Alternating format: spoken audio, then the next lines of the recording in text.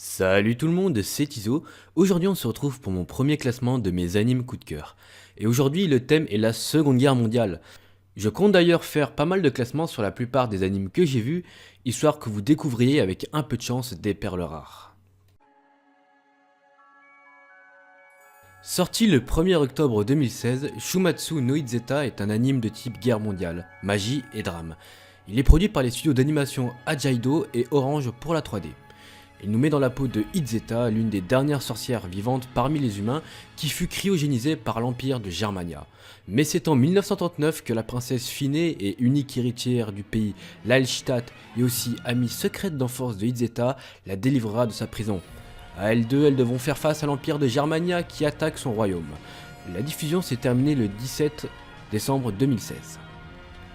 C'est un court animé racontant l'épopée de deux amis d'enfance séparés par leur destin, mais qui furent réunis à cause d'une guerre. Il n'est pas trop violent pour un animé type guerre, mais comporte quand même ses scènes dramatiques, mais aussi des scènes d'humour. Si vous aimez les sorcières et la guerre, vous serez servi.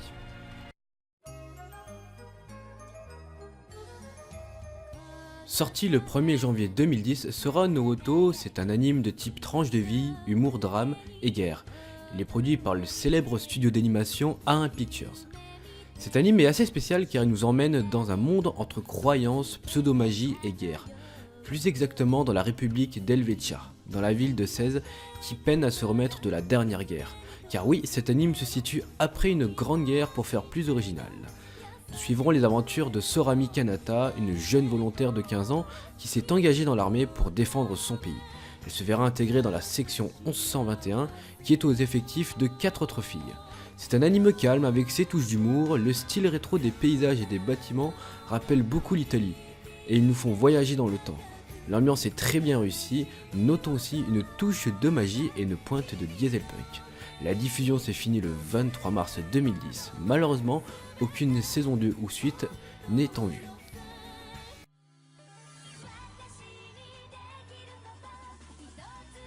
Sorti le 4 juillet 2010, Strike Witches est une série d'animés qui a pour thème la Seconde Guerre mondiale, avec une pointe d'ecchi et une touche d'uchronie et un soupçon de magie. Il est produit par le studio Gonzo pour l'animation et le studio A4 pour la 3D. En 1939, ce n'est pas les Allemands qui déclarent la guerre, mais une espèce inconnue venant d'ailleurs, les Neuroi. Ils mettent à feu et à sang l'Europe grâce à leur supériorité technologique, mais grâce à l'aide d'un ingénieux savant, le monde fut doté du Strike Unit, une sorte de puissante machine à moteur fonctionnant à l'énergie magique que produisent les sorcières, qui dans ce monde sont tout à fait anodines.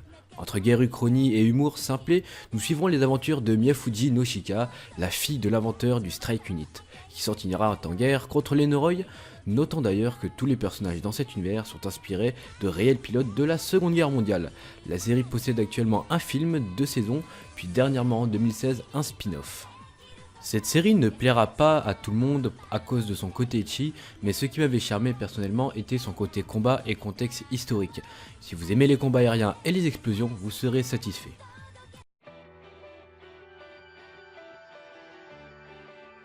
Senju no Valkyria est un anime issu d'une série de mangas et de jeux vidéo.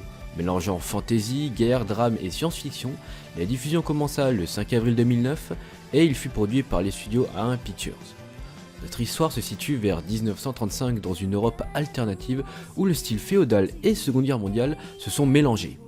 On suit les aventures de Velkin Gunther, un jeune chercheur et scientifique, et Alicia, une jeune boulangère qui a vu sa vie changer à cause de l'entrée en guerre de son pays avec l'Empire, le royaume de Gaïa qui à cause de ses ressources minières se voit totalement envahir.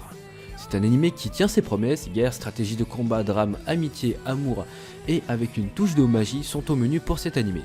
J'ai particulièrement été séduit par ce côté original de mélanger style féodal et le style des années 1930 qui se marie très bien. Je vous le conseille grandement comme l'animé comme les jeux vidéo qui sont d'ailleurs excellents. La série a vu son dernier épisode le 27 septembre 2009.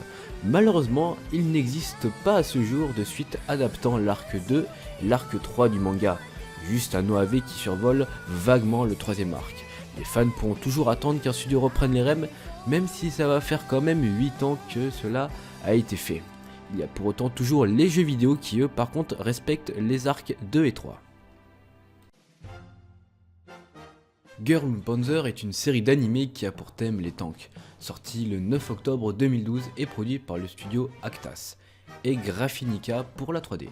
C'est situant dans une époque moderne mais qui a pour tradition le Senshado, qui n'est autre que l'art militaire du tank.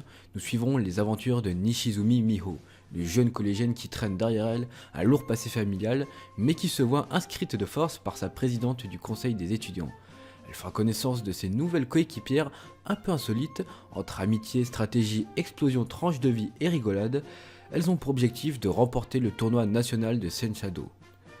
Dans cet animé, le côté enfantin projeté dans un univers qui tourne autour du tank et de l'art de les piloter ne m'a pas vraiment dérangé. Le fait que le sujet est très développé renforce la crédibilité de cet animé. Je me suis d'ailleurs tapé des barres quand, en plein combat, les gaffes des personnages a changé l'issue du combat. Pour les fans du tank et de la stratégie militaire, cet animé est fait pour vous. Aujourd'hui, la série possède une saison, un film, et prochainement va se voir attribuer une saison 2. Le Kantai Collection est une série d'animes ayant vu le jour récemment, le 7 janvier 2015. Il a pour thème les batailles navales, la science-fiction et les tranches de vie. Il est produit par le studio Diomeda. Adapté à la base d'un jeu de cartes en ligne à la Urban Rival, l'histoire nous plonge dans un monde moderne similaire au nôtre, mais qui s'est vu frapper d'un mal mystérieux. En effet, toutes les mers du monde entier se sont vues envahir par un mystérieux ennemi venu des profondeurs, la flotte des abysses. Se voyant dépossédés de leur mère, les humains n'ont trouvé comme seule riposte d'utiliser des filles ayant en elles l'esprit d'anciens navires de la Seconde Guerre mondiale. Nous suivons ici le quotidien de Fubuki, une jeune recrue à l'école navale des filles bateaux. Totalement tête en l'air et timide, au fil de la série nous verrons son évolution, elle et sa division. Le gros point fort de cet anime, qui a vu sa logique inventée après 50 verres de whisky, est en effet ses effets spéciaux et ses combats, sans parler de l'ambiance qui sont pour moi superbes. Le côté bataille navale est vraiment très bien travaillé et les idées ne manquent pas, ce qui nous évite de nous lasser. On notera en bonus que l'intrigue arrive à nous maintenir devant pour autant rien nous donner en échange. La série se voit dotée d'une saison, d'un film récemment publié et d'une prochaine saison 2 qui verra bon nombre de révélations dévoilées aussi. Et voilà, ce classement est fini. J'avais choisi la Seconde Guerre mondiale car j'en avais pas beaucoup, mais aussi que tous m'avaient super plu. Donc j'espère que cette vidéo vous aura plu à vous. N'hésitez pas à demander si vous avez des questions ou à proposer les prochains classements. Sur ce, c'était Tizo.